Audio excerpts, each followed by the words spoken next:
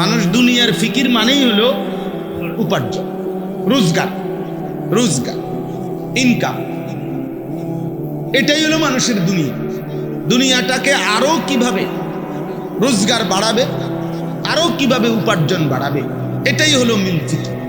ফলে আজকের পৃথিবীতে কাফের, বেঈমান, মুশরিকদের যত আয়োজন, যত প্রস্তুতি, যত বুদ্ধি, যত পরামর্শ, যত দিক নির্দেশনা, যত গবেষণা, যত চিন্তা চেতনা, যত আধুনিকতা, যত আবিষ্কার, সব কিছুই একটাই উদ্দেশ্য, দুনিয়া কিভাবে আরো উপভোগ হবে, দুনিয়া কিভাবে আরো আরামদায়ক হবে, দুনিয়া কিভাবে আরো কামাই বাড়বে, এটাই হলো তাদের মূল।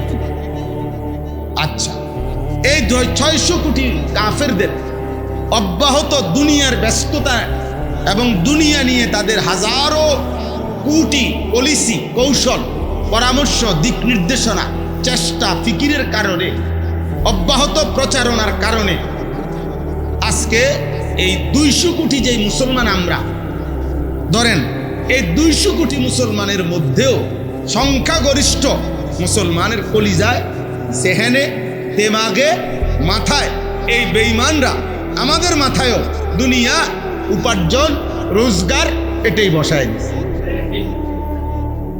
এটা বসায় দিছে। এই পরিমাণ প্রচার করছে, এই পরিমাণ বুঝাইছে, এই পরিমাণ আমাদেরকে সম্পদের প্রতি আগ্রহী করে দিছে।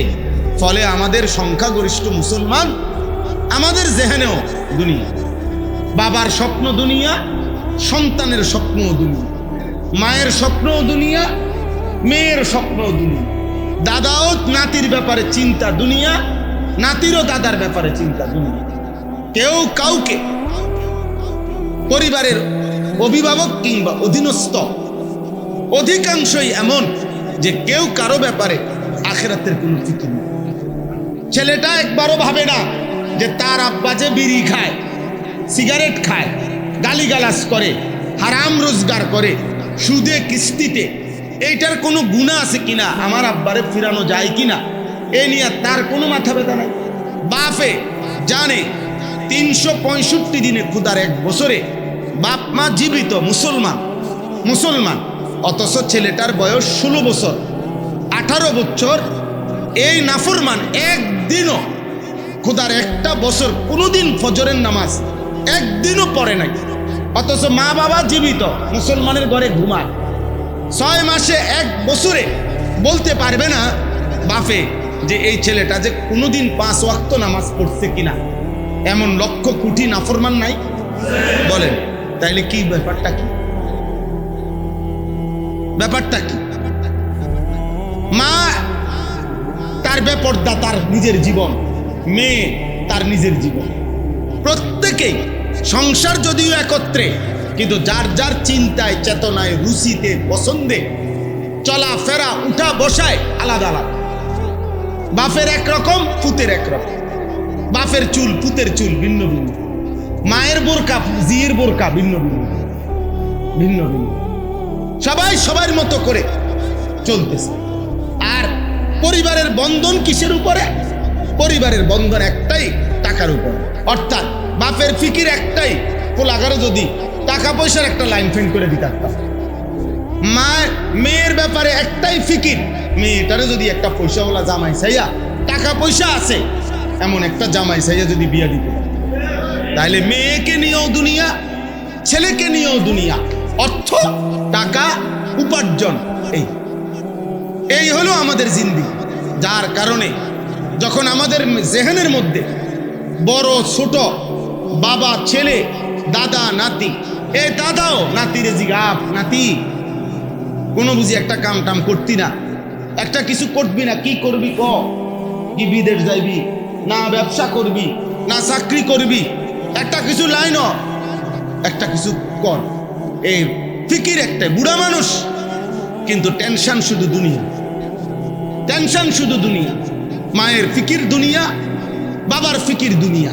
এবার ছেলের আখলাক আছে না নাই, মেয়ের আখলাক চরিত্র আছে না নাই, স্ত্রীর আখলাক চরিত্র আছে না নাই, আমার ক্ষণিকের দুনিয়ার ব্যবস্থাপনা চললেই হলো। এই হলো বেঈমানদের ধারাবাহিক প্রচারণার কারণে আমাদের হালাত, নাই তো বাস্তবতা এটাই। নাই তো আপনারা বলেন, আপনারা একজন বয়স্ক লোক দাঁড়াইয়া এখানে আপনাদের ছেলেদের দিকে দেখেন, আপনারা দেখেন এখানে আপনাদেরই ছেলেরা, এরা রংপুর থেকে আসে নাই, এরা খুলনা বরিশালের ছেলেরা, এরা এই অঞ্চলেরই আশপাশের ছেলেকে, এখানকারই এই মহল্লারই। তাহলে এই ছেলেদের মধ্যে আপনারা একজন বিবেকবান বয়স্ক মানুষ দাঁড়িয়ে দেখেন, এখানে যদি 100 জন ছেলে হয় 95 জনই বেনামাজ। এদের বাবা কোথায়? এদের মা কোথায়? এদের অভিভাবক কোথায়? এদের ঘরে তাইলে কি নিয়ে আলোচনা হয় বলেন? এবং এটা একদিন না, হঠাৎ না, এটাই জিন্দেগি, এটাই জিন্দেগি। আজকে 40 বছর এই ঘরে এক নিয়মে প্রতিদিন টেলিভিশন চলছে। উনি আজকে 40 বছর ধরে এক নিয়মে বিড়ি সিগারেট খায়।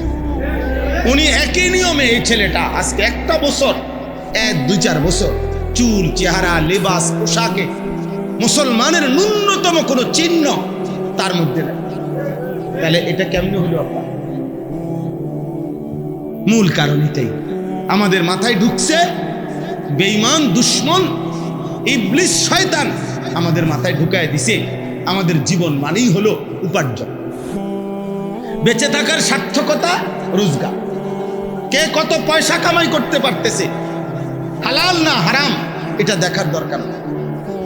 যেমনে পারো, হালাল হোক হারাম হোক, মিল্লা আমার টার্গেট ফুরাইতে লেগেছে, আমার টাকার দরকার, মেহনত করেও নেয়, সুদেও নেয়, কিস্তিও নেয়, সব মিলাইয়া চাহিদা পূরণ হয়ে গেছে। বুঝেন নাই কথা?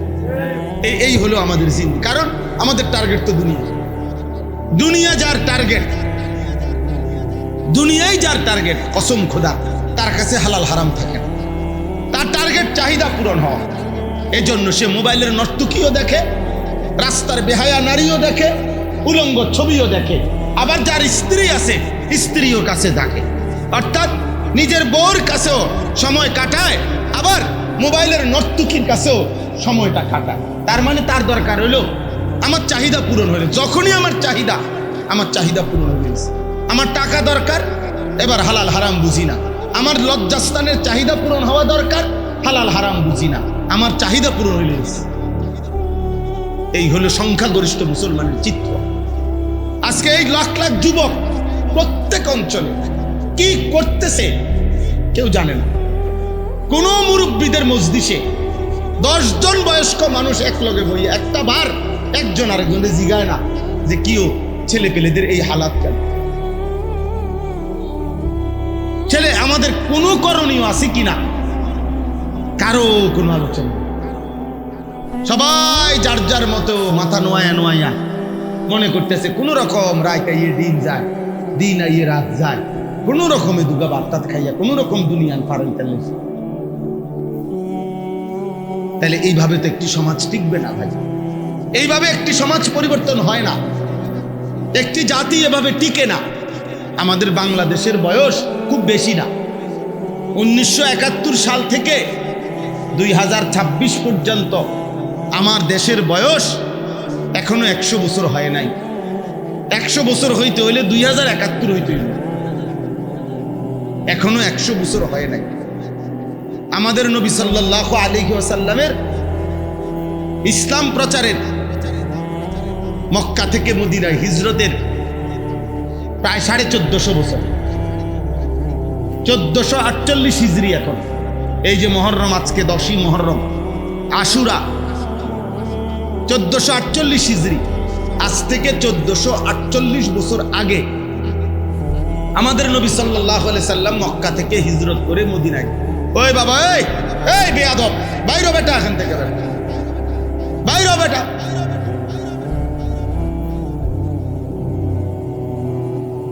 যাও বাইরে যাও, বাইরে গিয়ে ছবি উঠাও। আব্বা কোনো ছাগল পাওনি দেখো, কোনো ছাগলের সাথে একটা ছবি তোলো গিয়া, যাও আব্বা।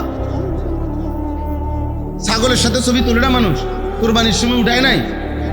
গরুর সাথে ছাগলের সাথে ছবি দিছে না অনেকে, মানে জানতে চাইছে পৃথিবীর কাছে আমরা 2 ছাগল দেখতে কেমন, 2 গরু দেখতে কেমন, বুঝছেন না? হ্যাঁ, মূল কারণ এটাই। নাহলে গরুর লোকে মানুষের ছবি তুললা কি বুঝাইতে চায়? হয়তো আমরা দুজন মানুষ, আর নয়তো আমরা দুজন গরু। তো আর গরু মানুষ হয় না এটা নিশ্চিত, মানুষ গরু হয় এটা হইতে পারে। কারণ কোরআনে আল্লাহ মানুষকে জানোয়ার বলছে, জানোয়ারকে কি বলে না? না, এটা আছে কোথাও? তাহলে জানোয়ার কখনোই কি হইতে পারে না, মানুষ কি হইতে পারে? ঠিকই তো আছে। তো ছাগলের লোকে তো ছাগলই দাঁড়াইছে, মানুষের লোকে মানুষ দাঁড়াইছে না।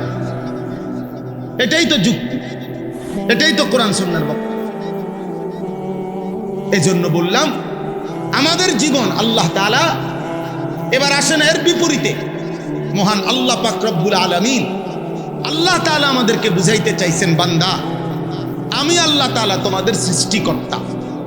গোটা অসংখ্য আয়াত, গোটা পৃথিবী আমি সাজিয়েছি।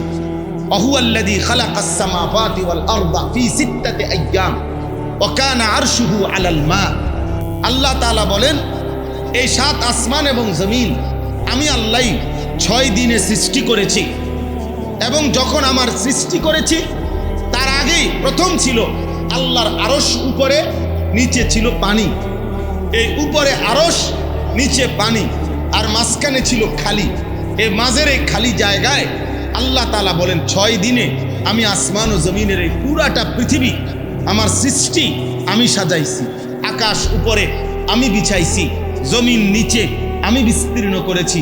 সূর্য, চন্দ্র, গ্রহ, নক্ষত্র, আলো, বাতাস, গাছ, তরু, লতা, বৃক্ষ, ফল, ফুল, পাখি, পাহাড়, নদী, সাগর, হ্যাঁ, সব কিছু দিয়ে আমি আল্লাহ নিজের হাতে বান্দা যত্ন করে এই কায়নাত সাজাইছি। আল্লাহ বলেন বান্দা আমি সাজাইছি, কিছুই ছিল না, কিছুই ছিল না বান্দা, আমি সাজাইছি এই কায়নাত। আমি সাজাইয়া আমি আল্লাহ তাআলা, এখানে আল্লাহ বলেন ওমা মিন দাব্বাতিন ফিল আরদ ইল্লা আলাল্লাহি রিজকুহা। এই আয়াতটাই আল্লাহ তাআলা বলেন বান্দা, 1 নাম্বার গোটা সৃষ্টি আমি বানাইছি। 2 নাম্বার আমার এই সৃষ্টির মধ্যে যত কিছুর প্রাণ আছে, যত কিছুর কি আছে? প্রাণ আছে। যত কিছু বিচরণ করছে, যত কিছু প্রাণওয়ালা, পশু হোক, পাখি হোক, মানুষ হোক, জিন হোক, আল্লাহ তাআলা বলেন একবার কীট পতঙ্গ, জন্তু, জানোয়ার, যাই হোক, প্রাণের অস্তিত্ব যেখানে যেখানে আছে, এই প্রত্যেক বিচরণশীল প্রাণী, অস্তিত্বশীল প্রাণী আমি আল্লাহ তাআলা ওয়াদা দিলাম। এই কোরআনে আল্লাহ বলেন আমি ওয়াদা দিলাম প্রত্যেকের রিজিক, দুনিয়ার যাবতীয় প্রয়োজনীয় রিজিক আমি আল্লাহ পৌঁছাবো। এটা আমি আমার কাঁধে ফরজ হিসাবে দায়িত্ব নিলাম, আমি বাধ্যতামূলক দায়িত্ব নিলাম, ফরজ দায়িত্ব নিলাম। আলাল্লাহ, আলা শব্দ ফরজ বুঝা, ফরজ হিসাবে আমি সকলের রিজিক পৌঁছাবো, সকলের রিজিক। তাফসীরের মধ্যে আছে রিজিক বলতে কি? রিজিক মানে হুদা ভাত না, রিজিক মানে শুধু তরকারি না। একটি মাখলুক, মনে করেন আমি একজন মানুষ, আপনি একজন মানুষ, একজন মানুষ তার দুনিয়ার হায়াতে একেবারে জন্মের প্রথম লগ্ন থেকে মৃত্যু পর্যন্ত, জন্মের পূর্ব থেকে মানে অস্তিত্ব থেকে শেষ পর্যন্ত যা কিছু তার জীবনে অর্জন হয়, পায়, সব কিছুই রিজিক। সব কিছুই কি রিজিক? রিজিক শুধু ভাত। এই আসমান, জমিন, সূর্য, চন্দ্র, আলো, বাতাস, হাসি, কান্না, হ্যাঁ, স্ত্রী, সন্তান, ছেলে, মেয়ে, গাছপালা, তরু, লতা, বৃক্ষ, ক্ষেত, ফুল, ফসল, অর্থ, উপার্জন, রোজগার, টাকা পয়সা, সব রিজিক। সব কি? সব কিছু আল্লাহ তাআলার দেওয়া। আল্লাহ তাআলা বলেন বান্দা তোমার হায়াতে যত কিছুর প্রয়োজন রিজিক যা, সকল কিছু আমি ওয়াদা দিলাম, আমি আমার পক্ষ থেকে আমি বাধ্যতামূলক তোমার কাছে পৌঁছাবো। তাহলে আজকের সমস্ত বেঈমান আমাদের মাথায় যেটা ঢুকাইছে যে আমাদের ফিকির একটাই রিজিক, উপার্জন, টাকা, সম্পদ, উপার্জন। আল্লাহ তাআলা বলে বান্দা না, তোমাদেরকে ভুল বুঝাইছে বেঈমানে, ইবলিস তোমাদেরকে ভুল বুঝাইছে। মূলত যেটা নিয়ে তোমরা এত কামড়াকামড়ি করতেছো দুনিয়া, এটা তো আমার বানানো। আর আমি বললাম যাকে যা নির্ধারণ করা তা আমি পৌঁছাবো, তো তুমি এমন করো কা? তুমি আমারে না জিজ্ঞাসা করবা যে তাইলে আমারে কেন বানাইলেন? আপনি যেহেতু নিজেই আমার রিজিকের সব দায়িত্ব আপনি নিলেন, তো আমারে বানাইলেন কেন? আমার কারণ করণীয় কি? আল্লাহ তাআলা বলেন, লিয়াবলুয়াকুম আইয়ুকুম আহসানু আমালা। তোমারে বানাইছি পরীক্ষা করার জন্য, যে আখিরাতের জন্য তোমার প্রত্যেকটা আমল কতটা সুন্দর করতে পারো। এই সুন্দর আমল আখিরাতের জন্য আমি আল্লাহ তাআলা তুমি করবে এই পরীক্ষার জন্য আমি তোমাকে বানাইছি। তাহলে একদম সোজা কথা, বান্দা আমি তোমার কাছে চাচ্ছি ইবাদত, রিজিকের জিম্মাদারি আমার, রিজিকের ফিকির আমার। কিন্তু আমরা আব্বা আমার এই অল্প কথাই আমরা উল্টায় ফেলছি। আজকে আমরা উল্টায় ফেলছি। আজকে আমরা নিজের জীবনে, সন্তানের জীবনে, পরিবারের জীবনে, স্ত্রীর জীবনে আমরা উল্টায় ফেলছি। আমাদের পুরা ফ্যামিলি নিয়ে আমাদের টার্গেট একটাই, একটা বাড়ি, একটা গাড়ি, সম্পদ, বাজার, ব্যবসা, চাকরি, বিদেশ, টাকা পয়সা। ছেলেটা নামাজ পড়ে না, মেয়েটা পর্দা করে না, স্ত্রী পর্দা করে না, উপার্জনের মধ্যে হারাম রোজগার, সুদ খাইতেছে দেদারসে, কিস্তি নিতেছে দেদারসে, মিথ্যা বলতেছে দেদারসে, প্রতিদিন ওজনে কম দেয়, গালি ছাড়া কথা বলে না, নর্তকীর নাচ ছাড়া টেলিভিশন চলে না, বিড়ি সিগারেটের দুর্গন্ধে কাছে যাওয়া যায় না, প্রত্যেক কথা মিথ্যা বলে। ছেলের জীবন উল্টা পাল্টা, মেয়ের জীবন উল্টা পাল্টা। আমরা এত অনিয়ম, এত বিশৃঙ্খলা নিয়ে আমরা মুসলমান কোথায়? আমাদের আখেরাত কোথায় আব্বা? আমাদের আখেরাত কোথায়? একটা ছেলেই বুঝো, কি করছো আব্বা? 24 ঘন্টা 24 ঘন্টা একটা ওয়াক্ত নামাজ যার কপালে সেজদা নাই, বিশ্বাস কর আব্বা, বিশ্বাস কর, যদি কুত্তা সুযোগ থাকতো তো কুত্তা তোর মুখে পেশাব করত, কুত্তা থুতু মারতো, থুতু বলতো যে আমি মানুষ, আরে তুই মানুষ বেটা, আমি কুত্তার চাইতে নিকৃষ্ট, বেনামাজি হাইওয়ানের চাইতে নিকৃষ্ট। আল্লাহ নবী সাল্লাল্লাহু আলাইহি সাল্লাম বলছে, ফজরের নামাজ যে পড়ে না, খোদার কসম নবী বলছে, খবিসান নাফস, এটা খবিস। নবীজির বিশুদ্ধ হাদিস, যে ফজরের নামাজ পড়ে না সে কি? খবিস, খবিস, খবিস নবীজি বলছে। হযরত আব্দুল্লাহ ইবনে মাসউদ বলছেন, নবীজির সাহাবী, বিখ্যাত সাহাবী, তিনি বলেন নবীজির জামানায় যেই নামাজের জামাত ছেড়ে দিত আমরা বুঝতাম সে প্রকাশ্য মুনাফিক। লাম ইয়াতাখাল্লাফ আন্না ইল্লা মুনাফিকান বাইয়িনুন নিফাক। নবীজির জামানায় ওনারা বলেন যে আমরা এটাই বুঝতাম, কিরেতে মসজিদের জামাতে আসে নাই কেন? মুনাফিক, এই কারণে আসে না। মুনাফিক ছাড়া ইমানদার মসজিদের জামাত মিস করতে পারে, মসজিদের জামাত মিস করতে পারে।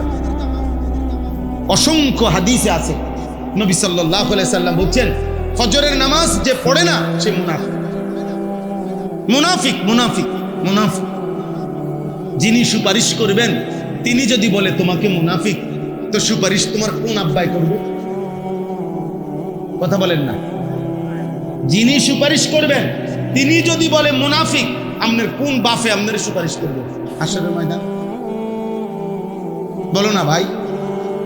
তোমাদের অধিকাংশ ছেলে, অনেক ছেলে আব্বা, তোমাকে চেহারা দেখলেই তো বোঝা যায় কতদিন হয় নামাজ, কোনো মা আছে কিনা, বাবা আছে কিনা, অভিভাবক আছে কিনা তাও মনে হয় আমাদের ছেলে। যদি বলেন আছে, এ থাকলে দেখবেন মূল ফিকির একটাই, বাপের কথা হইল নামাজ, রোজা, আল্লাহ, খোদা, এটা আমার দেখার বিষয় না, বিদেশ যাইবা কোন দিন এটা কর, অথবা দেশে থাইকা পয়সা কামাই করবা, কোন টাকার দরকার, আমার টাকার দরকার, আমার টাকার দরকার। হ্যাঁ হ্যাঁ, ফিকির এটা, ফিকির এটা, আমার টাকার দরকার, আমি বিল্ডিং করব, আমার জমি কিনব, টাকার দরকার। নাই তো বাপ প্রথম বোঝাপড়া করা উচিত ছিল, 16 বছরের সন্তান, আমার আল্লাহকে একটা সেজদা দাও না, 24 ঘন্টা মোবাইলে নারী ছবি, অশ্লীল দৃশ্য দেখো। একজন মেয়েকে বলা উচিত, মা তুই বেপর্দা, স্ত্রীকে বলা উচিত তুমি বেপর্দা, আমি তোমার জন্য আমার রক্ত পানি করা উপার্জন কেন করব বলো? আগে বোঝাপড়া করে। কোরআনুল কারীমে সূরা ইয়াসিনের মধ্যে আছে, একজন ইমানদার কাফেরদের সম্মুখে দাঁড়িয়ে তিনি বলছেন ওয়ামা লিয়া লা আ'বুদুল্লাযী ফাতারানি ওয়া ইলাইহি তুরজাউন। সূরা ইয়াসিন। তিনি বললেন, হে আমার জনগোষ্ঠী, তোমরাই বলো তো আমি ওই আল্লাহর ইবাদত, ওই সত্তার ইবাদত কেন করব না? কেন করব না? আল্লাযী ফাতারানি, যিনি আমাকে সৃষ্টি করেছেন, যে আমাকে সৃষ্টি করেছেন, আমি তার ইবাদত কেন করব না? তোমরা আমাকে বাধা দিচ্ছ কেন? মানে উনি ইবাদতে উনাকে বাধা দিচ্ছে। উনি বলতেছেন তোমরা কি বলতে চাচ্ছ? হযরত শুআয়ব আলাইহিস সালাম কোরআনুল কারীমের মধ্যে আছে, কাফের বেঈমানরা একজন নবী শুআয়ব আলাইহিস সালাম, তিনি বলছে তাকে উনার এবং উনার অল্প কয়েকজন ঈমানদার সঙ্গী উনাদেরকে কাফের গোত্রের লোকেরা বলছে যে হয় তুমি শুআয়ব আমাদের অঞ্চল থেকে তুমি বেরিয়ে যাও, আর নয়তো আওলা তাউদুন্না ফি মিল্লাতিনা, অথবা তুমি আমাদের পূর্বের মূর্তি পূজার ধর্মে ফিরে আসো। সাফ কথা, এর ব্যতিক্রম কোনো কথা নাই। তখন তিনি জানতে চাইলেন, হে আমার জাতি, আওয়ালাউ কুন্না কারিহিন, এই জাতি, আমি তোমাদের এই মূর্তি বিশ্বাস করি না, আমি তোমাদের এই পাথরের পূজা বিশ্বাস করি না, আমি তোমাদের এই জুলুম সমর্থন করি না, তাহলে তারপরেও কি তোমরা আমাকে ওই অন্যায়ের উপরে জবরদস্তি করে আমার বাধ্য করবা? এটা কোন যুক্তি? এটা কোন ইনসাফ? আপনি বলেন আপনার ছেলেকে, আব্বা তুমি এক ওয়াক্ত নামাজ পড়বো না, তোর মতো নাফরমানের জন্য আমি টাকা রোজগার করতে হবে কেন? কেন? এটা কে আমার দায়িত্ব দিল? আপনার স্ত্রীকে বলেন, বেহায়া নারী, তুমি কোনো পর্দা নাই, শরীয়ত নাই, দিন নাই, তোমার মতো অসভ্য নারীর জন্য আমি স্বামী রোজগার করতে হবে কেন? বলেন না কেন? কোরআনুল কারীমের মধ্যে স্পষ্ট আছে, হযরত লূত আলাইহিস সালামকে আল্লাহ তাআলা বলছে, তোমার জাতিকে আমি আযাব দিয়ে ধ্বংস করে দেব, আজকের রাত্রে ভোর হওয়ার আগে আগে তুমি তোমার পরিবারের সদস্যদেরকে নিয়ে, তোমার অধীনস্থ ঈমানদারদেরকে নিয়ে বের হয়ে যাইবা, মানে এলাকা ত্যাগ করবা। তুমি বের হইলেই আমি আল্লাহ আযাব দেব, পুরা জাতি শেষ করে দেব। কোরআনে আছে, আল্লাহ তাআলা বলছে, যে সময় বের হইবা, বের হওয়া শুরু করলে পিছন দিকে আর তাকাইবা না, 1 মিনিটের জন্য, 1 পলকের জন্য আর পিছন দিকে তাকাইও না এলাকার দিকে। আর ইল্লাম রাআতাক, এই কোরআনের আয়াত, আল্লাহ নিজে বলছে, লূত তোমার স্ত্রী, এই মহিলা বেঈমান মহিলা, এই মহিলার সাথে নিবা না, এই মহিলার রাইখা তুমি বের হইবা। কোরআনের আয়াত। এবং আল্লাহ তাআলার আদেশ তিনি পালন করছেন, স্ত্রী এই বেঈমান নারীকে রেখেই তিনি বের হইছেন। এর পরবর্তী মিনিটের ভিতরে আল্লাহ পুরা জাতি, জিব্রাইল আলাইহিস সালাম সাতবক জমিনের নিচের মাটি উঠাইয়া এমনি উল্টানি দিয়া আছাড় দিছেন তার স্ত্রী সহ দেশ। কোরআন বলছে। বলেন আব্বা, আমার বাপ, আমি বুঝাইতে চাই আপনাদের কাছে, আল্লাহ তাআলা এখানে বলছেন, বান্দা ইয়ালামু মুস্তাকাররাহা ওয়া মুস্তাউদাহা, 24 ঘন্টা মৃত্যু পর্যন্ত তুমি কোথায় কোথায় অবস্থান করবা আমি জানি, এবং তোমার দাফন কোথায় হবে আমি তাও জানি। অতএব তুমি ঘাবড়াইও না, যাই বাড়ির থাকলে না আমনে খাওয়াইবেন, আমি বিদেশ গেলে আপনি কেমনে খাওয়াইবেন, আমি বাড়ির থাকলে না আমনে খাওয়াইবেন, আমি রাস্তায় গেলে, ঢাকা শহরে গেলে আমার খানা দিবেন। আল্লাহ বলে না, প্রতি সেকেন্ড কদম মৃত্যু পর্যন্ত তুমি কোথায় কোথায় থাকবে আমি তাও জানি, শেষ পর্যন্ত কোন মাটিতে তোমার মৃত্যু হবে আমি তাও জানি। জানে আল্লাহ, জানে কিনা বলেন না? আল্লাহ তাআলা বলেন, তো আমার মতো মালিকের ব্যাপারে তুমি সন্দেহ করছো? কুল্লুম ফি কিতাবিম মুবিন। আল্লাহ তাআলা বলেন, আমি শুধু জানি এটা না বান্দা, বরং আসমান জমিন সৃষ্টির 50,000 বছর আগে হাদিসে আছে, আল্লাহ তাআলা সমস্ত সৃষ্টির মাখলুকাতের সমস্ত কিছু তাকদীর আল্লাহ লিখে রাখছে, লিখে রাখছে। 1 লোকমা খাবার হিসাব আছে, হিসাব আছে। আসমানে রিজিক বরাদ্দ, আর রিজকু মাকসুম। নবীজি বলছে, তোমাদের প্রত্যেকের রিজিক বন্টন করা, সিদ্ধান্ত করা, একবারে সিলচাপ্পর মারা, ঠিক অতটুকুই পাবেন। ইন্নার রিজকা লা ইয়াতলুবুল আবদা কামা ইয়াতলুবু আজালাহু। নবীজি বলছেন কোন মানুষের মৃত্যু যেমন তাকে খুঁজে বের করে, রিজিকও তাকে এভাবে খুঁজে বের করে। মৃত্যুকে কেউ খুঁজতে হয় না, মৃত্যুই তাকে খুঁজে নেয়, রিজিকও তাকে এভাবে খুঁজে নেয়। যার যাব আপনারা আমি একটা জিনিস বুঝাই। মনে করেন 12 সংখ্যা বুঝছেন না, 12, তো 12 রে 6 দিয়ে আয় ভাগ দিলে তো 2 6 12 করেন, 2 ভাগ করেন, 1 ভাগ করেন, ফলাফল কত? 12। এই টাকা ধরেন 30,000, আপনি এটারে 4 দুহান্তে লইলেও 30,000, 1 দুহান্তে লইলেও 30,000। হিসাবটা বোঝেন না? মানে আপনি এখানে মাটিতে যত দান্দাই বাড়ান, ওই আসমানে তো ফয়সালা নির্ধারিত। তো আপনার জন্য যত দান্দাবাজি করেন, যত কিছুই করেন, বরাদ্দ ওইটুকুই যেটুকু আসমান। আরো বাংলা উদাহরণ দেই। মনে করেন এই মসজিদের পানির ট্যাঙ্কি আছে 500 লিটার, এই মসজিদে ধরেন তো 500 লিটার পানির ট্যাঙ্কিটা দিয়া অজু করে মুসল্লিরা। তো নিচে ট্যাপ যেটি দিয়ে অজু করে পানি, ট্যাপ আছে না, ট্যাপ মনে করেন 5টা। ওই দেখেন এই ছোট্ট বেয়াদব দেখেন, দেখছেন? এই কোনো বাপ মা নামের কোনো জালেম এই বাচ্চার হাতে মোবাইল দিয়ে দিচ্ছে। আপনি দেখেন তাহলে এই বাচ্চা তো এই মোবাইল সর্বোচ্চ 8 বছর বয়স হবে, তাহলে 8 বছরের বাচ্চাটা কি মোবাইলটা নিজে কিনছে? তাহলে হয় মা, নয় বাবা, নয় বড় ভাই, নয় দুলা ভাই, নয় চাচা, এমন কোনো না কোনো একজন জালেম তার হাতে মোবাইলটা দিচ্ছে। এরপরে এই সন্তান বরবাদ। এরপরে যেখানেই আপনার সে যাবে তার একটাই ফিকির মোবাইল, চুরি করে হোক বাটপারি করে হোক।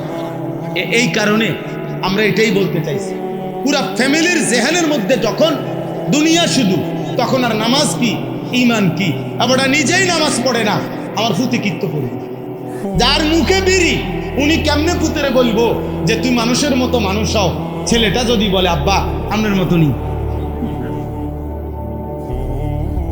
যদি বলে না আব্বা আমার মতো হইও না, তাহলে পুতে যদি বলে আব্বা আমারে যার মতো হইতে বলতেছেন, আমনেও তার মতো হইতে অসুবিধা করি।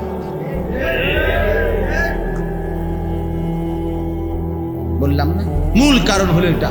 সংখ্যাগরিষ্ঠ মুসলমানের মাথা থেকে বেঈমান, ইবলিস, শয়তান, কাফের, মুশরিকরা আখিরাত ভুলাই দিছে। আল্লাহ ভুলাই দিছে, নয়তো এত করুণ পরিণতি আমাদের হইতো না। দোস্ত, বিশৃঙ্খলা যাবে না রে আব্বা।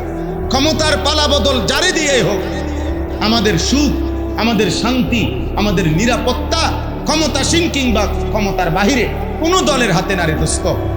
আমাদের শান্তি আর নিরাপত্তা আল্লাহর হাতে। আর সম্পূর্ণ তার লগে বিরোধিতা করে আল্লাহর পথের উল্টা পুরাপুরি চলে কমপক্ষে মুসলমান পরিচয় দিয়া আমাদের সুখ মিলবে, কাফের মিলবে। কাফের তো কাফের, আল্লাহ তো বলছে আমি কাফেরকে দুনিয়ায় কিছুদিনের সুখ দেব, কিন্তু আমাদেরকে আল্লাহ তাআলা সুখ দিতে হলে আমরা মুসলমান স্বীকার করলে আমাদের আল্লাহর কাছে ফিরতে হবে। আপনি এই কোম্পানির স্যার কি করেন, আপনার নামে নিয়োগ লেটার এই কোম্পানি, আপনি ঘুরা ফিরা বেতন নিতে হইলে এনে আইতে, আপনি এই কোম্পানির দৌড়াইলে তো কথা বুঝেন নাই। আপনি এখানে আসতে হবে, আপনি তো আপনি এটা ছেড়ে দেন। এই কোম্পানির থেকে কি দেন? রিজাইন দেন। আপনি বলেন আমি মুসলমান না, আমি বেঈমান, তো ঠিক আছে। আল্লাহ বলে ঠিক আছে, মুশরিক হইয়া যদি খাইতে চাও তো নাও, কিন্তু ইসলাম স্বীকার করে আল্লাহকে মানবেন না তো সুখ আসবে না, টানা হেসরা শেষ হবে না, কলিজার মধ্যে শান্তি আসবে না। কোনো সুদখোর শান্তিতে নাই। আমি কসম এই কোরআন ধরে বললাম, একটা কিস্তিখোর নাফরমান সুখে নাই। আমি চ্যালেঞ্জ, নালে দাঁড়াই এখন প্রতিবাদ করেন, আমি রাজি আছি। আমার জীবন, আমরা তো এই সারা বাংলাদেশ ঘুরা জীবন, হাজারো মানুষের সাথে আমাদের কথা। সুদখোরের সুখ হয় না, ঘুষখোরের সুখ হয় না, কিস্তিখোরের সুখ হয় না, চরিত্রহীন যুবকের সুখ হয় না, বেহায়া নারী, বেপর্দা নারী, খোদার কসম তার 1 সেকেন্ডের সুখ হয় না। এ দুনিয়া ভোগ করে কতক্ষণ, এরপরে সিত্তিয়া ফিরে থাকে। পৃথিবী স্মরণ করে না, হৃদয়ের তৃপ্তি আসে না। একটা সময় দিন শেষে, হায়াত শেষে দেখে ফুতেও পছন্দ করে না, জিও পছন্দ করে না, ফুতের বউও পছন্দ করে না, সংসারের কেউ দেখতে পারে না, অথচ এদের জন্যই হারাম খাইছে, অথচ এদের জন্যই মিথ্যা বলছে, এদের জন্যই ওজনে কম দিছে। নাহলে একটা বেড়া নিজে চলনের লেগিয়া এত টেয়া লাগে না। এই বউ বাচ্চা সংসারের কথা ভাইবাই এত মিথ্যা কথা বলছে। আজ তারাই চেনেন, আজ তারাই চেনেন। আমি এই কিছুদিন আগে এক ভদ্রলোক, উনার 3 ছেলে, 2 ছেলে ইউরোপ থাকে, 1 ছেলে ঢাকা শহরে থাকে। একটা অনুষ্ঠানে আমার পাশে বসছে, খুব বুঝাইতেছে মানুষের, হ্যাঁ 3 ছেলের এক এক গুণাগুণ, ছেলেদের এই আছে সেই আছে। পরে কথা শেষ হয়েছে আর আমি শুধু বললাম, আঙ্কেল বাসায় কে থাকে এখন? আপনি যে বাসায় থাকে? আমরা বুড়া বুড়ি দুজন। বাতরান দেখে কাজের একটা লোক রাখছে 5,000 টাকা দিয়ে, একজন কাজের বদিল্লা রাখছে, ওই বাতরাই যাবে। কীর্তেন শুনান মানুষের, এগুলো শুনেন কীর্তেন, কথা বলেন না। কাজের মহিলার রান্না আর আপন সন্তানের খেদমত বরাবর। এটা শুনাইয়া লাভ কি? এটা শুনাইয়া লাভ কি? বলে দুনিয়া আমাদেরকে ধোকা দিচ্ছে, দুনিয়া ধোকাই দিবে, ধোকাই দিবে, দুনিয়া ধোকাই দিবে। হারাম কখনো সুখ আনে না, হারাম কখনো সুখ আনে না। এজন্য বললাম, সে যে বালু থাকে, ওই বালু পৃথিবীর সমস্ত ভবন দালান বিল্ডিং এর চাইতে দাম। আল্লাহর ঘর, আল্লাহর ঘর, আল্লাহর সাথে সম্পৃক্ত যা, নবী সাল্লাল্লাহু আলাইহি সাল্লামের সাথে সম্পৃক্ত যা, কোরআনের সাথে সম্পৃক্ত যা, ইসলামের সাথে সম্পৃক্ত যা, তার সবটাই দাম। যত কিছু দেখলে বোঝা যায় এটা ইসলামের চিহ্ন, যত কিছু দেখলে বোঝা যায় এটা দ্বীনের চিহ্ন, সব কিছু দাম। একটা মেসওয়াক, একটা তসবিহ, একটা টুপি, পাঞ্জাবি, দাড়ি, হ্যাঁ, এগুলো সব কিছু, নামাজের মুসল্লা, মিনারা, মসজিদ, কোরআনুল কারীম, কোনো আলেমে দ্বীন, কোরআন সুন্নাহর কোনো কিতাবাদি, মানে যা কিছু দেখলে বোঝা যায় এটা ইসলামের কিছু একটা, এমন সব কিছু সম্মানিত, এমন সব কিছুই কি সম্মানিত, সম্মানিত। একটা গিলাফ, একটা রেহাল, সব এটা সম্মানিত। এই জন্য আমি আগে বললাম, আপনারা আমরা প্রত্যেকে, ছেলেরা বাবা, তোমাদেরও বোঝা উচিত, একটা জীবন এভাবে শেষ করে দেওয়া যে কিছুই বুঝো না, শুধু উল্লাস, শুধু নাচ গান, শুধু হই হুল্লুর হাঙ্গামা, শুধু মনের ইচ্ছে মতো জিন্দিগি। আসলেই আব্বা, একজনও যদি বুঝে থাকো, মনে রাখো এটা কোনো জীবন না। এই জীবনের চাইতে জানোয়ারের জীবন ভালো। জানোয়ারেরও সুনির্দিষ্ট দিক নির্দেশনা আছে, কোরআন শরীফে আছে। আল্লাহ তাআলা বলছেন, হাইওয়ান জানোয়ারকেও আল্লাহ তাআলা তার জীবন চলার একটি সুনির্দিষ্ট দিক নির্দেশনা দিয়েছেন, এবং সে ওই আলোকেই চলে। কোরআন শরীফে আছে, কুল্লুন কাদ আলিমা সালাতাহু ওয়া তাসবিহাহু। আল্লাহ তাআলা বলেন, আমার সৃষ্টির সমস্ত কিছু আল্লাহর সালাত, আল্লাহর ইবাদত এবং আল্লাহর তাসবিহ কিভাবে পড়ে তারা প্রত্যেকেই জানে। তোমরা জানো না? আমি আল্লাহ তাআলা প্রত্যেককে শিখাইয়া দিছি। এক গাছ কিভাবে আল্লাহকে ডাকে, এক মাছ কিভাবে আল্লাহকে ডাকে, এক পাখি কিভাবে আল্লাহকে ডাকে। আল্লাহ বলেন, আমি তাকে, প্রত্যেক প্রাণীকে আমাকে ডাকার পদ্ধতি আমি শিখাই দিই। কুল্লুন কাদ আলিম, সবাই জানে, সবাই জানে। আওয়ালাম ইয়ারাউ ইলা তাইরি ফাওকাহুম সাফাতিন ওয়া ইয়াকবিদ। আল্লাহ তাআলা বলেন, আকাশে যে পাখিটা ওড়ে তুমি দেখো তো একটু। আল্লাহই বলতেছে, দেখো তো পাখিটার দিকে তাকায়, দেখো সে কিভাবে ওড়ে। দেখো একবার দেখবা দুইটা ডানা বাহির কইরা সে শূন্যে উঠতেছে, আবার কিছুক্ষণ উড়ে এরপরে আবার এই পাখির ডানাটা ভিতরে ঢুকাইয়া আবার স্থির হয়ে থাকে। এও এই শূন্যে। আল্লাহ তাআলা বলেন, কিভাবে ডানা ছড়িয়ে উঠতে হয় এটাও আমি শিখাইছি। কিভাবে ডানা ভিতরে ঢুকাইয়া আবার স্থির বিশ্রাম জিরাইতে হয়, এটাও আমি আল্লাহ তাআলা তাকে শিখাইছি। মা ইউমসিকুহুন্না ইল্লার রহমান, শূন্যে উড়ন্ত অবস্থায় এইভাবে একটা পাখিকে উড়ার যোগ্যতা আবার স্থির হওয়ার যোগ্যতা এটা আমি আল্লাহ ছাড়া আর কেউ দেয় না, শুধু আমিই দিয়ে থাকি। নাহলে একটা পাখি মনে করেন 250 গ্রাম ওজন, কথার কথায় তো 250 গ্রাম ওজনের একটা পাথরের টুকরা, মাটির টুকরা আমি উড়া মারেন তো চাইটা ভাসিনি, তো ওইটা থাকে কেমন? বুঝেন না? এইটাই আল্লাহ বলছে আর কি, যে তুমি দেখো, তুমি তাহলে পরীক্ষা করে দেখো, তুমি পরীক্ষা করে দেখো। আল্লাহ তাআলা বল তুমি দেখো, ওয়া ইন্না লাকুম ফিল আনআমি লাইবরা, আল্লাহ বলে তোমাদের ঘরের সামনে যে গাভী, তুমি ওটার দিকে দেখো, আমি আল্লাহ তাআলার কুদরতের নিদর্শন আছে। প্রতিদিন আমি এই গাভী থেকে, গাভীর গায়ের রং যেরকমই হোক, কালার ভিন্ন ভিন্ন, আবার গাভীর ভিতরে একদিকে রক্ত আর একদিকে গোবর, এই গোবর এবং রক্তের মাঝখান দিয়া প্রতিদিন নিয়ম মাফিক আমি সাদা ধবধবে দুধ বের করে আনি। উসকিকুম মিম্মা ফি বুতুনিহি মিন বাইনি ফারতিন ওয়া দামিন লাবানান খালিসা, খালিস দুধ বের করে আনি, এক জাররা রক্ত মিশে না, এক জাররা গোবরও মিশে না। এটা আমি করে থাকি বান্দা, এই কায়নাতের কেউ এটা করতে পারবে না। কুল হুয়াল্লাযী যারাআকুম ফিল আরদ, আল্লাহ বলে দেখো সারা পৃথিবীময় আমি তোমাদেরকে ছড়িয়ে দিয়েছি। আমরা কেন বাংলাদেশে, ওরা কেন পাকিস্তানে, ওরা কেন ইন্ডিয়াতে, এরা কেন সৌদিতে, আমরা কেন গ্রামে, ওরা কেন শহরে? আল্লাহ বলেন এই মানুষের এই বিস্তীর্ণ পৃথিবীতে আমি আল্লাহই আমার কুদরতি নিজামে 800 কোটি মানুষকে পৃথিবীময় আমি বন্টন করে দিয়েছি। সুবহান, ছড়িয়ে দিয়েছি। অহুয়াল্লাযী জাআলা লাকুমুল আরদা দালুলান, তামাম পৃথিবীর জমিন আল্লাহ তাআলা বলেন আমি তোমাদের অধীনস্থ, ব্যবহারের উপযোগী আমি করেছি। কত আয়াত এভাবে বলা যাবে। আল্লাহ তাআলা বলে জমিন আমি উপযোগী করেছি। দেখো তোমরা ভাইয়া, এটা এক টানা এক জায়গায় রাখতে হবে না, আপনি এতে সত্য হবে। জিনা জিনা সরেন এখান থেকে, সরে যেখানে যে কোনো এক হালাতে রেখে সরে দাও, বন্ধ করেন,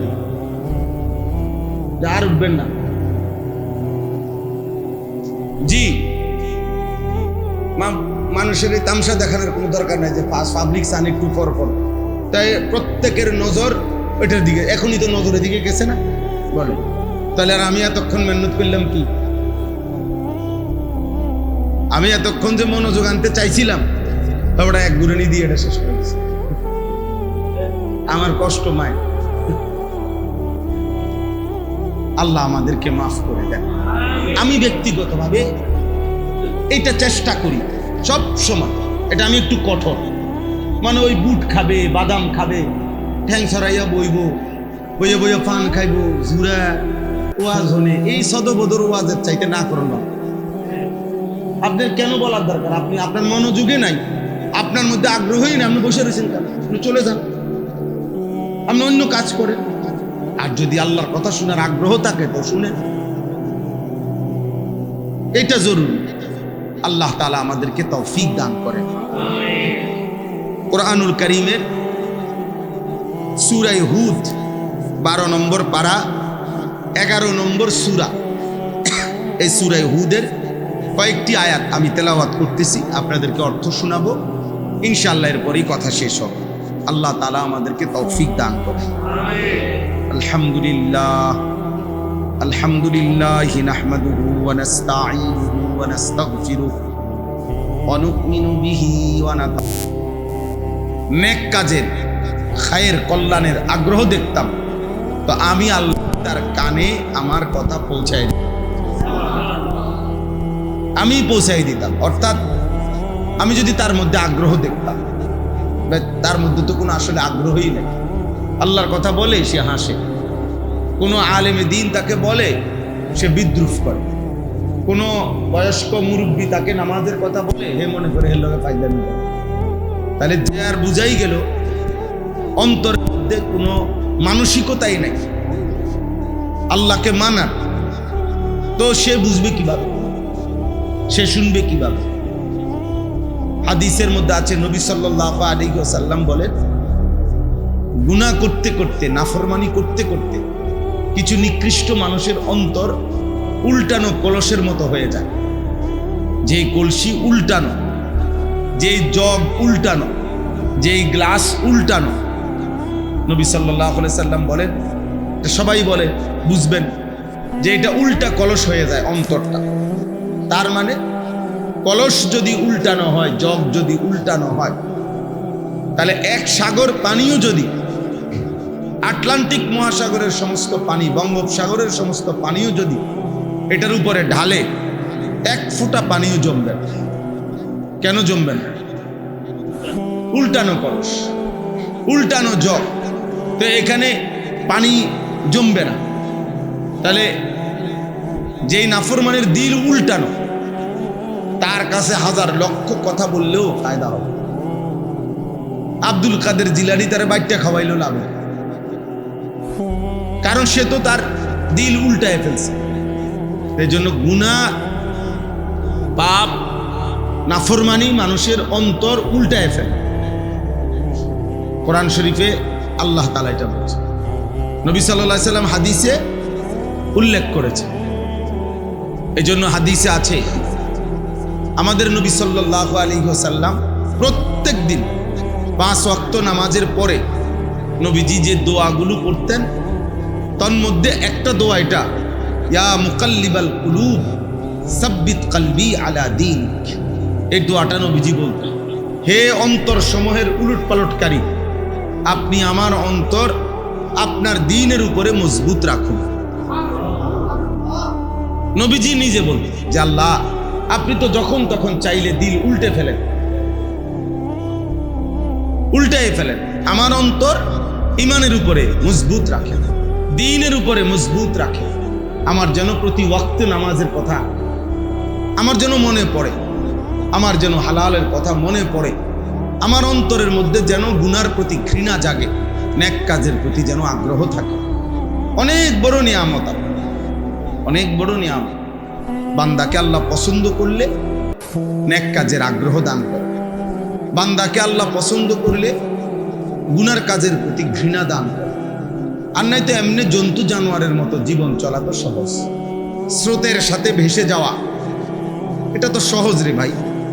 নারী, ছবি, জিনা, ব্যভিচার, মদ, জুয়া, সুদ, ঘুষ, হারাম, কিস্তি, নাজায়েজ, গালিগালাজ, অসভ্যতা, উল্লাস, সেজদা নাই, নামাজ নাই, আল্লাহ নাই, রসুল নাই, এই নাফরমানের জীবন আর জানোয়ারের জীবন তো বরাবর।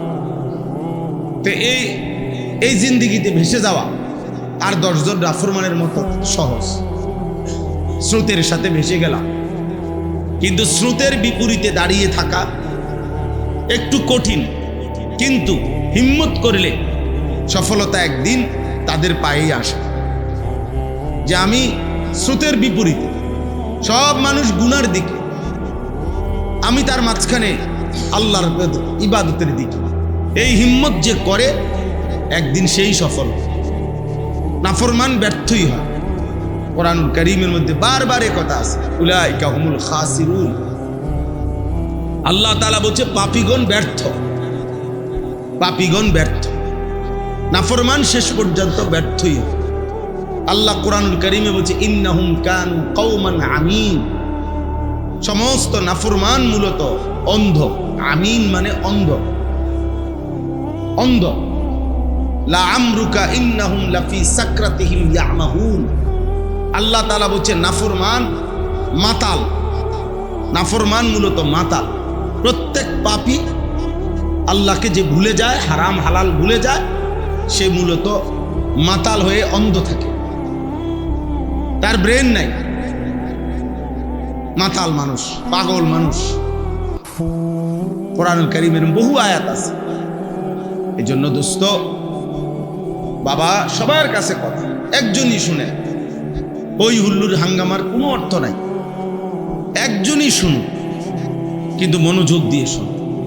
সব সময় আমি একজন বক্তা না, বরং যখনই আপনাদের মসজিদের ইমাম বয়ান করে তার ওয়াজ ও নসিহত মনোযোগ দিয়ে চেহারার দিকে তাকাইয়া শুনুন। আলেমে দ্বীনের চেহারার দিকে তাকাইলেও সওয়াব, আলেমে দ্বীনের কথা শুনলেও সওয়াব, তাকে মহব্বত করলেও কি হয়? সওয়াব। আলেমে দ্বীনের বিরোধিতাকারী আমরা কিতাবে স্পষ্ট করছি, লুহুমুহুম মাসমুমা। বুজুর্গানে দ্বীন বলছে কোন আলেমে দ্বীনের শরীরের গোশত বিষের মতো, বিষের মতো, অর্থাৎ বিষ যেমন পান করলে অবশ্যই তার প্রতিক্রিয়ায় মানুষ ক্ষতিগ্রস্ত হয়, ঠিক তেমনি ভাবে কোনো আলেমে দ্বীনের দিকে কেউ বিদ্রুপ, জুলুম, অত্যাচার, অন্যায়, অবিচার যে কোনো রকমের আচরণ করলে আজ না হোক কাল, 70 বছর পরে হোক আর 100 বছর পরে হোক, বুজুর্গানে দ্বীন বলছে বিষের মতো তার উপরে প্রতিক্রিয়া হবেই। সে ক্ষতিগ্রস্ত, লাঞ্ছিত, অপমানিত হবেই হবে। কিতাবে আছে মানে আযযামাহুম আযযামাল্লাহু তাআলা ওয়া রাসূলুহু। কোন আলেমে দ্বীনকে যে সম্মান করে সে আল্লাহ এবং তার রাসূলকে সম্মান করে। ওমান আহানাহুম আহানাল্লাহ ওয়া রাসূলুহু। কোন আলেমে দ্বীনকে যে অপমান করে সে আল্লাহ এবং তার রাসূলকে অপমান করে। আপনার মসজিদের ইমামও দামি, আপনার মসজিদের মুয়াজ্জিনও দামি, মসজিদের বালুও অনেক দাম। মসজিদে জুতার বাক্সে যে বালু থাকে ওই বালু পৃথিবীর সমস্ত ভবন, দালান, বিল্ডিং এর চাইতে দাম। আল্লাহর ঘর, আল্লাহর ঘর, আল্লাহর সাথে সম্পৃক্ত যা, নবী সাল্লাল্লাহু আলাইহি সাল্লামের সাথে সম্পৃক্ত যা, কোরআনের সাথে সম্পৃক্ত যা, ইসলামের সাথে সম্পৃক্ত যা, তার সবটাই দাম। যত কিছু দেখলে বোঝা যায় এটা ইসলামের চিহ্ন, যত কিছু দেখলে বোঝা যায় এটা দ্বীনের চিহ্ন, সব কিছু দাম। একটা মেসওয়াক, একটা তসবিহ, একটা টুপি, পাঞ্জাবি, দাড়ি, হ্যাঁ, এগুলো সব কিছু, নামাজের মুসল্লা, মিনারা, মসজিদ, কোরআনুল কারীম, কোন আলেমে দ্বীন, কোরআন সুন্নাহর কোন কিতাবাদি, মানে যা কিছু দেখলে বোঝা যায় এটা ইসলামের কিছু একটা, এমন সব কিছু সম্মানিত, এমন সব কিছুই কি সম্মানিত। একটা গিলাফ, একটা রেহাল, সব এটা সম্মানিত। এই জন্য আমি আগে বললাম আপনারা, আমরা প্রত্যেকে, ছেলেরা, বাবা, তোমাদেরও বোঝা উচিত একটা জীবন এভাবে শেষ করে দেওয়া যে কিছুই বুঝো না, শুধু উল্লাস, শুধু নাচ গান, শুধু হই হুল্লুর হাঙ্গামা, শুধু মনের ইচ্ছে মতো জিন্দিগি। আসলেই আব্বা একজনও যদি বুঝে থাকো মনে রাখো এটা কোনো জীবন না। এই জীবনের চাইতে জানোয়ারের জীবন ভালো। জানোয়ারেরও সুনির্দিষ্ট দিক নির্দেশনা আছে, কোরআন শরীফে আছে। আল্লাহ তাআলা বলছেন হাইওয়ান, জানোয়ারকেও আল্লাহ তাআলা তার জীবন চলার একটি সুনির্দিষ্ট দিক নির্দেশনা দিয়েছেন এবং সে ওই আলোকেই চলে। কোরআন শরীফে আছে কুল্লুন কাদ আলিমা সালাতাহু ওয়া তাসবিহাহু। আল্লাহ তাআলা বলেন আমার সৃষ্টির সমস্ত কিছু আল্লাহর সালাত, আল্লাহর ইবাদত এবং আল্লাহর তাসবিহ কিভাবে পড়ে তারা প্রত্যেকেই জানে। তোমরা জানো না? আমি আল্লাহ তাআলা প্রত্যেককে শিখাইয়া দিছি। এক গাছ কিভাবে আল্লাহকে ডাকে, এক মাছ কিভাবে আল্লাহকে ডাকে, এক পাখি কিভাবে আল্লাহকে ডাকে। আল্লাহ বলেন আমি তাকে, প্রত্যেক প্রাণীকে আমাকে ডাকার পদ্ধতি আমি শিখাই দিছি। কুল্লুন কাদ আলিম, সবাই জানে, সবাই জানে। আওয়ালাম ইয়ারাউ ইলা তাইরি ফাওকাহুম সাফাতিন ওয়া ইয়াকবিদ। আল্লাহ তাআলা বলেন আকাশে যে পাখিটা ওড়ে তুমি দেখো তো একটু। আল্লাহই বলতেছে দেখো তো, পাখিটার দিকে তাকায় দেখো সে কিভাবে ওড়ে। দেখো একবার দেখবা দুইটা ডানা বাহির কইরা সে শূন্যে উঠতেছে, আবার কিছুক্ষণ উড়ে এরপরে আবার এই পাখির ডানাটা ভিতরে ঢুকাইয়া আবার স্থির হয়ে থাকে। এও এই শূন্যে। আল্লাহ তাআলা বলেন কিভাবে ডানা ছড়িয়ে উঠতে হয় এটাও আমি শিখাইছি, কিভাবে ডানা ভিতরে ঢুকাইয়া আবার স্থির বিশ্রাম জিরাইতে হয় এটাও আমি আল্লাহ তাআলা তাকে শিখাইছি। মা ইউমসিকুহুন্না ইল্লার রহমান, শূন্যে উড়ন্ত অবস্থায় এইভাবে একটা পাখিকে উড়ার যোগ্যতা আবার স্থির হওয়ার যোগ্যতা এটা আমি আল্লাহ ছাড়া আর কেউ দেয় না, শুধু আমিই দিয়ে থাকি। নাহলে একটা পাখি মনে করেন 250 গ্রাম ওজন, কথার কথায় তো 250 গ্রাম ওজনের একটা পাথরের টুকরা, মাটির টুকরা আপনি উড়া মারেন তো চাইটা ভাসিনি তো ওইটা থাকে কেন? বুঝেন না? এইটাই আল্লাহ বলছে আর কি, যে তুমি দেখো, তুমি তাহলে পরীক্ষা করে দেখো, তুমি পরীক্ষা করে দেখো। আল্লাহ তাআলা বল তুমি দেখো। ওয়া ইন্না লাকুম ফিল আনআমি লাইবরা, আল্লাহ বলে তোমাদের ঘরের সামনে যে গাভী, তুমি ওটার দিকে দেখো, আমি আল্লাহ তাআলার কুদরতের নিদর্শন আছে। প্রতিদিন আমি এই গাভী থেকে, গাভীর গায়ের রং যেরকমই হোক, কালার ভিন্ন ভিন্ন, আবার গাভীর ভিতরে একদিকে রক্ত আরেকদিকে গোবর, এই গোবর এবং রক্তের মাঝখান দিয়া প্রতিদিন নিয়ম মাফিক আমি সাদা ধবধবে দুধ বের করে আনি। উসকিকুম মিম্মা ফি বুতুনিহি মিন বাইনি ফারতিন ওয়া দামিন লাবানান খালিসা, খালিস দুধ বের করে আনি, এক জাররা রক্ত মিশে না, এক জাররা গোবরও মিশে না। এটা আমি করে থাকি বান্দা, এই কায়নাতের কেউ এটা করতে পারবে না। কুল হুয়াল্লাযী যারাআকুম ফিল আরদ, আল্লাহ বলে দেখো সারা পৃথিবীময় আমি তোমাদেরকে ছড়িয়ে দিয়েছি। আমরা কেন বাংলাদেশে, ওরা কেন পাকিস্তানে, ওরা কেন ইন্ডিয়াতে, এরা কেন সৌদিতে, আমরা কেন গ্রামে, ওরা কেন শহরে? আল্লাহ বলেন এই মানুষের এই বিস্তীর্ণ পৃথিবীতে আমি আল্লাহই আমার কুদরতি নিজামে 800 কোটি মানুষকে পৃথিবীময় আমি বন্টন করে দিয়েছি। সুবহান, ছড়িয়ে দিয়েছি। অহুয়াল্লাযী জাআলা লাকুমুল আরদা যালুলান, তামাম পৃথিবীর জমিন আল্লাহ তাআলা বলেন আমি তোমাদের অধীনস্থ, ব্যবহারের উপযোগী আমি করেছি। কত আয়াত এভাবে বলা যাবে। আল্লাহ তাআলা বলে জমিন আমি উপযোগী করেছি, দেখো তোমরা।